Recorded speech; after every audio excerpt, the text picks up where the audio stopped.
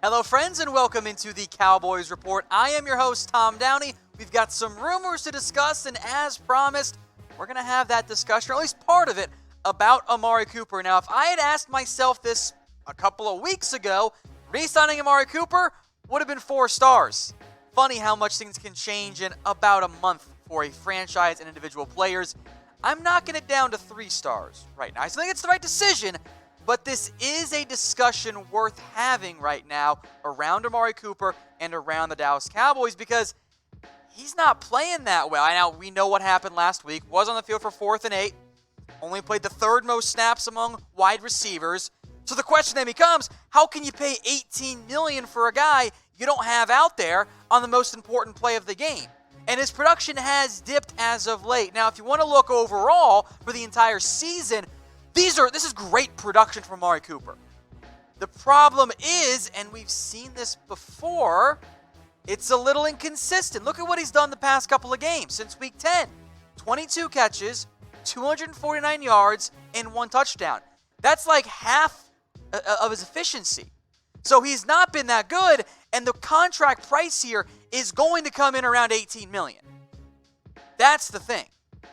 It's going to be about Odell Beckham or Tyreek Hill. Probably less than Michael Thomas, but you're looking at a top 5 price tag for Amari Cooper. So if you do want to pay that, that's what it's going to be. And then the issue becomes here, and this is why I lean you need to resign him. What are your other options here? Right now you have Randall Cobb as a free agent. I like Michael Gallup a lot. I think he's a really good number 2. He had a breakout year, way better than I anticipated. I think even Gallup didn't think he was going to get to 1,000 yards. So now you sit here with Cooper, and behind them with Cobb a free agent, Tavon, that's not good. You got other needs on defense. Are you going to let Cooper walk and spend a first-round pick? Because I'll tell you what you can't do. You can't let Cooper walk and sign somebody else. That's your issue. A.J. Green can't even get on the field this year. I like Emmanuel Sanders. He's at number 2. Robbie Anderson, Geronimo Allison, Demarcus Robinson. The options aren't great. Some of you saying trade for Odell.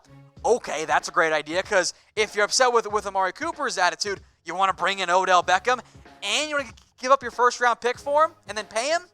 No, that's bad asset usage. That doesn't make any sense. So what should the Cowboys do with Amari? Type K for keep, T for tag, W for walk. I lean with keep. If you want to tag him, I'm on board with that. Just also remember, it's going to be more expensive later on. If you let Amari Cooper walk, I don't know what your other options are. So I say you keep him. I am open to a tag. Remember, you can probably use 2 of them this year if there is no new CBA. Just keep that in mind. So scroll into the pinned comment here and reply to that for me. All right, next up, has the play action been abandoned? If you follow me on Twitter, at WhatGoingDowney, you already know the answer to this question. It's 4 stars. And this is a coaching staff issue. It's a Kellen Moore issue, and it's an overall system issue, I think, related to Jason Garrett. But Moore gets blamed here. The Cowboys are among the NFL's best at play action. I have the stats to prove it.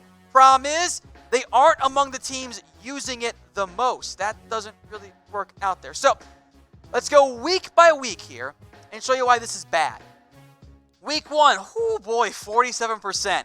Week 2, 39%. Week 3, 32%. God bless our incredible first 3 weeks offense. Then it plummeted in week 4, down to 20%. Week 5, it's at 17%. Week 6, you're at 14%. Jumps back up against Philadelphia and the Giants, 29 and 33.3%. Week 10, it's the loss, but you're at 31.9. Week 11, another win, you're at 35%. Week 12, it drops to 26, and then they hit the wall offensively right around this time frame, right? Week 13, 12.5%. Week 14, I just hurled a little bit in my mouth, 8%. Week 15, back up to a third. And then week 16, 12.8%. That is the percent of pass plays that you ran play action on. To recap here briefly, the Cowboys, when they use 29% or more in terms of play action passes, 7-1. When they used it less, 0-7. Look at the top offenses when using play action. The Cowboys are 5th. They average almost 9 yards per play. Now, there is certainly a correlation. Now, there are some causation issues when you're down big, as they were in several of those games. Play action isn't as effective. But it works early in the game. As long as the game's close, play action works. Meanwhile, Dak Prescott, among qualifying quarterbacks, is outside the top 20% in play action percentage. That's unacceptable. Play action works. Not using it is simply coaching negligence, or I don't know if this is worse or better, incompetence. We saw it work throughout the season. To get away from it, that's a coaching issue. So who do you blame them for the offense's regression lately? You can blame everybody. There haven't been very many players who've really stepped up. I do think Frederick has been better the past couple games, but nobody's looked all that great. You can blame Dak. That's understandable. You can blame Zeke if you want. I'm not going to put that much blame on Zeke, actually. The receivers dropping passes. But when it's everything, it's kind of a coaching issue. I put the blame here on the coaching staff. Now, there are a lot of problems with this team, but I think it begins with that coaching staff problem. Speaking of Dak Prescott, is he going to play against the Redskins? I'm going to give this 3 stars. I think that's the route the Cowboys are going to go. That's the route Dak's going to go. But they shouldn't. It's a bad idea. Now, we saw Dak Prescott last week against the Eagles. Didn't play well. Did not play well. There is no way around it. And it's going to be the same exact story this week in practice. He's going to be limited at best. 25 of 44, 265, no touchdowns, no interceptions. Didn't play that well. And when inaccurate throws, when it was on target, the passes were dropped. That's just kind of how the year's gone for the Dallas Cowboys. But Dak Prescott, I'll give him credit, fighting through the injury. Had multiple pain injections before and during the game. So good for Dak. Problem is, why subject your quarterback when the season is lost? That's the reality. You ain't making the playoffs. You think the Eagles are going to lose to the Giants this weekend? Is it possible? Producer Dylan shaking. Are you serious? You think the Cowboys are going to make the playoffs still? Dylan, I'll tell you what. I got some oceanfront property in Arizona to sell you. All right, we'll talk about that after the show. Don't play him. Sit him. Tank week 17. Season's done. Even if you win this game, which you probably will, all you've done is hurt your draft position. You ain't making a run in the playoffs. This team isn't mentally tough enough. Every time they hit adversity, they collapse. They've done it every single game this year. They kind of rally late, but they always collapse. The Cowboys are the favorites this week against the Redskins. Sit him. Play Cooper Rush. Try to tank week 17. Best case scenario, you make the playoffs and you get destroyed by the Niners or the Seahawks in the playoffs. It's not going to happen. Now, I'm going to bet on the Cowboys to win because we know how this story is going to end, right? Jason Garrett goes 8-8 and the season and time ends. You can bet on the game at chatsports.com/bet. Use that promo code Cowboys120 for a 120% deposit bonus. So you put down $50, extra $60 coming your way for free. Now, speaking of Garrett, would he be the number 1 head coach target? Stop it. He'd be a target, sure. I wouldn't be surprised if Garrett got hired. But the number 1 head coaching target if he were to be fired? Well, let go. Come on, guys. Are we really going to try that? Have we watched the team this year? This comes to us from Trent Dilfer, who says, NFL teams, they love Jason Garrett. He would be the number 1 target for every team if he was fired. Bullshit. No, he wouldn't. Well, I do think Garrett would draw interest. Frankly, I wouldn't be that surprised if a team hired him. But when NFL GMs and franchises are building out their list of, okay, here's our number 1 guy, number 2, number 3, Garrett's not the first guy. He's not. There are other options other teams would pursue. I don't even think Garrett's that bad. Now, he's not right for this team. You got to fire him, move on. Garrett is not the worst head coach in the NFL. But he's not the right coach for the Cowboys. A team like the Giants, he'd be an upgrade. But let him go there. It's not working with him right now. So you guys are doing it in the comments. Kelly's doing it. Allen's doing it. Different Allen. There's 2 Allens in there. FGs. Fire Garrett. He's got to go. It doesn't make sense anymore for the Cowboys. I would be surprised if we still had some keep Garretts. I've seen a couple on Twitter, mostly because you're scared of the alternative, which I get. We'll talk more about that later on. talking future shows, but it's not working right now. Gotta try something different. Now, if you guys agree with us here at the Cowboys Report, even producer Dylan's on board, if you want a new head coach, then subscribe. We are a pro-firing Jason Garrett channel here. And you better believe, once Garrett is fired, no one's going to keep you more updated on what is going on with the coaching search than we will right here on the Cowboys Report. So if you haven't already, hit that subscribe button. You're watching to hit that big red button. Got the link in the chat for you guys too. Go ahead and subscribe. Speaking of coaches, how about Urban Meyer and the Dallas Cowboys? I'm going to give this one 2 stars. Hasn't changed in a little bit.